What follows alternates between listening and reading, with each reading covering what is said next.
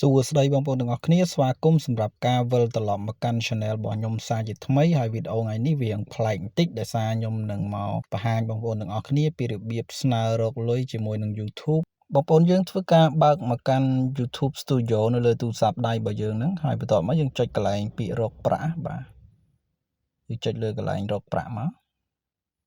បន្ទាប់មកបើសិនជាបងប្អូនធ្វើគ្រប់គោលការណ៍នឹងឃើញកន្លែងពាក្យស្នើហ្នឹងហើយអញ្ចឹងយើងអាចមើលបានបាទមុននឹងចុចស្នើខ្ញុំនឹងឲ្យបងប្អូនយើងទាំងអស់គ្នាមើលម៉ោងហើយនឹងថ្ងៃទីសិនបាទដើម្បីយើងចង់ដឹងថាតើយើងត្រូវការរយៈពេលប្រហែលម៉ោងប្រហែលថ្ងៃទើបវា approve ឬក៏វាអត់ approve អញ្ចឹងណាអញ្ចឹងឥឡូវម៉ោង3:09នាទីបាទអញ្ចឹងបងប្អូនយើងធ្វើការចុចស្នើទាំងអស់គ្នាបាទហើយសម្រាប់ channel នេះដែរគឺបោះគេទេបាទឥឡូវយើងចាប់ផ្ដើមចុចកន្លែងនេះមកអូខេហើយកន្លែងនេះយើងអូសវាមកក្រោមបាទ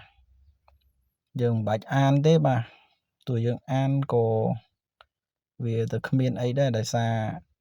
យើងនៅតែចុចគ្រីសកន្លែងនេះមិនដែលបាទបន្ទាប់មកយើងចុចកន្លែងនេះទៀតមកយើងធ្វើការរងចាំវាបន្តិចបាទកន្លែងនេះយើងរងចាំវាបន្តិចមក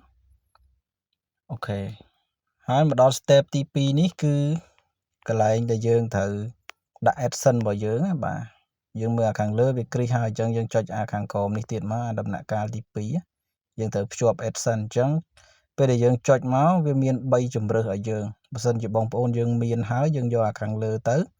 អាហ្នឹងសម្រាប់យើងមាន AdSense ហើយតែបើយើងអត់មានយើងយកកណ្ដាលហើយបើយើងអត់ដឹងសោះយើងយកក្រោមប៉ុន្តែខ្ញុំណែនាំឲ្យបងប្អូនទាំងអស់គ្នាយកអា2ខាងលើបាទបើសិនជាបងប្អូនអត់ទាន់មានយកអត់ទាន់មានមកតែបើសិនជាបងប្អូនយើងមានហើយគឺយើងយកអាមានមកបាទអញ្ចឹងដោយសារតែខ្ញុំមានហើយអញ្ចឹងខ្ញុំរើសយកអាខាងលើបាទបន្ទាប់មកខ្ញុំចុចអាកន្លែងនេះទៅទៀតទៅដើម្បីយើងធ្វើការទៅរើស email ណាដែលយើងមាន Google AdSense បាទអញ្ចឹងខ្ញុំនឹងធ្វើការរើស account AdSense របស់ខ្ញុំមួយបាទអញ្ចឹងខ្ញុំរើស account ហ្នឹងមកហើយបើសិនជាបងប្អូនវាអត់ load account ឲ្យទេយើងចុចវាយ account យើងចូលមកបាទអានេះដោយសារខ្ញុំធ្លាប់វាយហើយពេលដែលយើងរើស account ហើយវាចេញបែបនេះបងប្អូនយើងពិនិត្យមើលបន្តិចទៅហើយអូសមកក្រោមបាទចុចឲ្យកន្លែងខៀវនេះទៀតមកអូខេហើយយើងចុចកន្លែងនេះទៀតបាទរងចាំវាបន្តិចអូខេចាំវាបន្តិចមកឥឡូវយើងចុចអាខៀវនេះទៀតមកបាទយើងមិនបាច់ខ្វល់អីទេយើងចេះតែចុចទៅឲ្យតែឃើញខៀវហ្នឹងបាទហើយយើងរងចាំវាបន្តិចទៀតមកកន្លែងនេះវាដើររៀងយឺតបន្តិច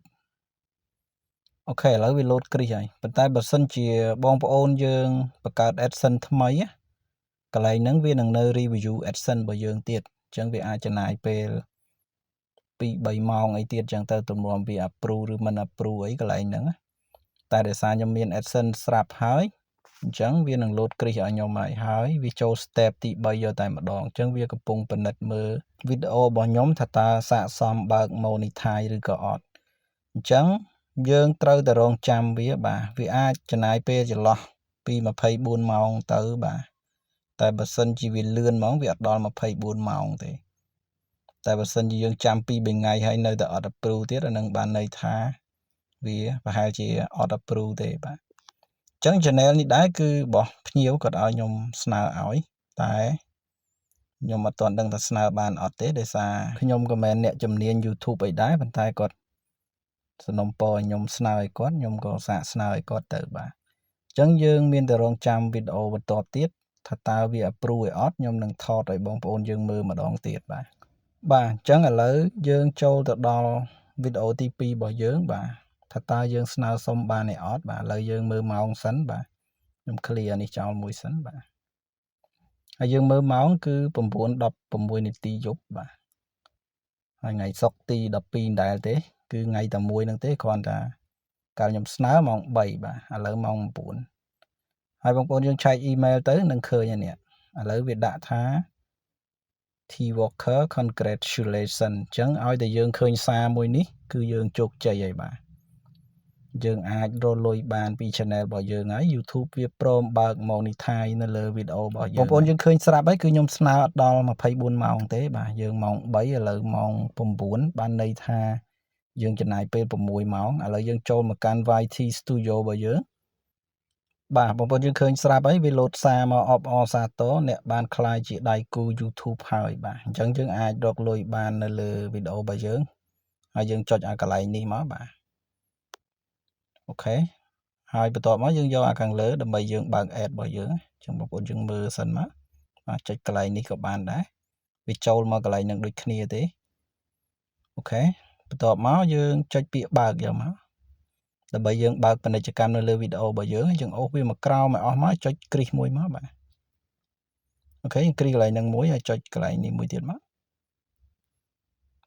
អូខេហើយកន្លែងនេះវាឲ្យយើងរើសពាណិជ្ជកម្មនៅបន្លោះកណ្ដាលពេលវីដេអូយើងចាប់ពី8នាទីឡើងអញ្ចឹងយើងធីកកន្លែងហ្នឹងមកហើយយើងដាក់កន្លែងនេះមួយទៀតមកបាទបន្ទាប់មកវាសួរយើងថាតើចង់បើក monetize នៅលើវីដេអូទាំងអស់ឬក៏បើកមួយបើសិនជាយើងចង់បើកនៅលើវីដេអូមួយណាយើងអាចរើសក្រោមតែខ្ញុំបើកទាំងអស់ខ្ញុំយកលើអញ្ចឹងនៅពេលដែលខ្ញុំរើសលើហើយយើងចុចកន្លែងហ្នឹងទៀតមកបាទឥឡូវវាបើកបានជោគជ័យឥឡូវខ្ញុំបើកពាណិជ្ជកម្ម short មួយទៀតអានឹងបើយើងចង់ធ្វើ short អីក៏វាមាន monetize នៅលើវីដេអូ short របស់យើងដែរអញ្ចឹងវាអត់ខុសគ្នាទេយើងធីកកន្លែងនេះមួយហើយចុចកន្លែងហ្នឹងមួយទៀតមកអូខេឥឡូវយើងបើកបានជោគជ័យអស់ហើយបាទខ្ញុំ refresh ឲ្យបងប្អូនយើងមើលមួយបាទយើងចូលមកផ្ទាំង home វាវិញយើងមើលទៅគឺអត់ទាន់មានដុល្លារពណ៌បៃតងទេអញ្ចឹងបងប្អូនយើង refresh មួយមកបាទ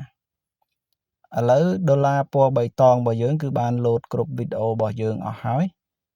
បាទបងប្អូនយើងឃើញជាក់ស្ដែងហើយនេះគឺលោតមកអស់ហើយអញ្ចឹងសម្រាប់ការស្នើនឹងការបើកពាណិជ្ជកម្មគឺមានតែប៉ុណ្្នឹងទេសង្ឃឹមថាបងប្អូនទាំងអស់គ្នានឹងធ្វើបានទាំងអស់គ្នាបាទ